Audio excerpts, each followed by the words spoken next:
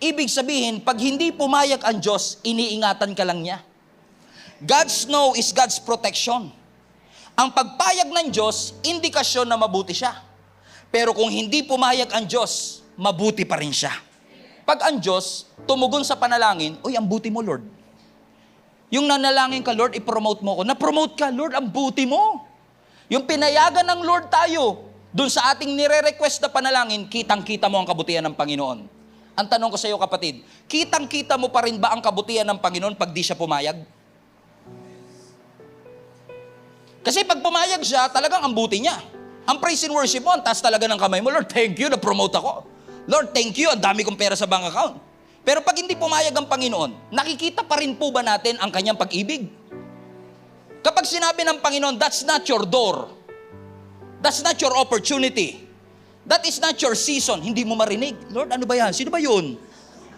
Sinasabi na ng Panginoon, that's not your door. Sinabi na ng leader mo, that's not your door. Pero minsan nagbibingi-bingian tayo. Oh, sino yun?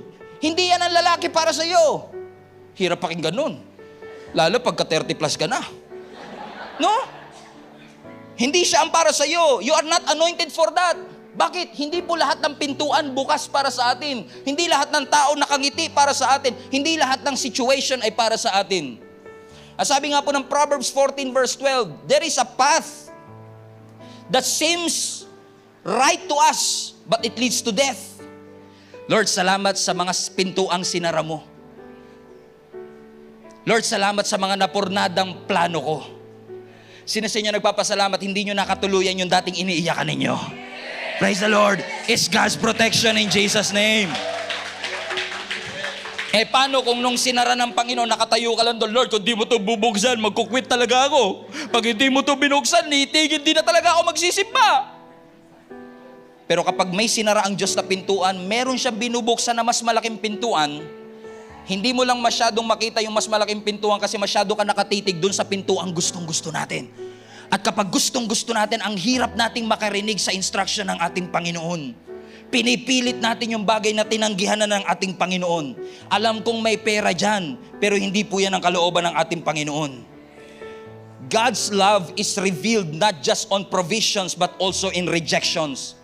Kapag ni-reject ng Panginoon, kapag hindi pinayagan ng Panginoon, kapag yung request mo at yung gusto niya hindi nagtagpo, at sinabi ng Lord, anak, hindi yan makakabuti sa iyo, makinig tayo. Minsan, pulang-pula na yung red flag Pulang-pula, no? Yung stoplight, pulang-pula. Klarong-klaro yung no ng Panginoon. Sabi ng Lord, wag na, pulang-pula yan. Baka namang gumaw ka pa. Sinabihan ka ng leader mo, pinaalalahanan ka ng link up mo, pinaalalahanan ka, ang daming lumabas sa feed mo na mga word of God na sinasabi, anak, mag-ingat ka. There is a way that seems right to a man, but it leads to death. Test the spirit first. Talaga, ang daming signs ni Lord na hindi mo siya marinig, pero nagsasalita siya. Madalas, kapag gustong-gusto natin, sineset aside natin ang agenda ng Panginoon kasi mas gusto natin yung sarili nating agenda. At pag ang Diyos nagpadala ng tao magpapaalala sa iyo, anak, parang mali yata ito. Anak, masyado ka na yatang exposed. Sasabihin mo pa, basher ka. Haters ka. Ine-echo lang nila yung instruction na ng Panginoon dito. Pero minsan ang labas pa nila, haters sila. Kasi nireject Gustong-gusto natin. Ibig sabihin, ang decisions natin is driven by how many people will like me instead of will it be in line with what the Word of God is saying? Gumising tayo mga kapatid. Tinawag natin yung rejection. Pero ang totoo lang, ang sabi ng Lord, hindi yan para sa iyo. Hindi naman dininay ng Lord. Hindi naman sa hindi na ibibigay ng Diyos. Ang sinabi lang ng Panginoon, meron pang mas better. Mga kapatid, global family, huwag tayo magbingi-bingi sa mga bagay na sinasabi ng ating Panginoon.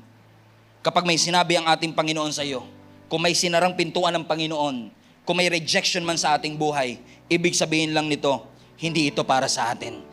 Alam kong ang rejection painful, ang rejection inevitable, but your reaction to that rejection will determine if you will continue in the will of God or outside the will of God.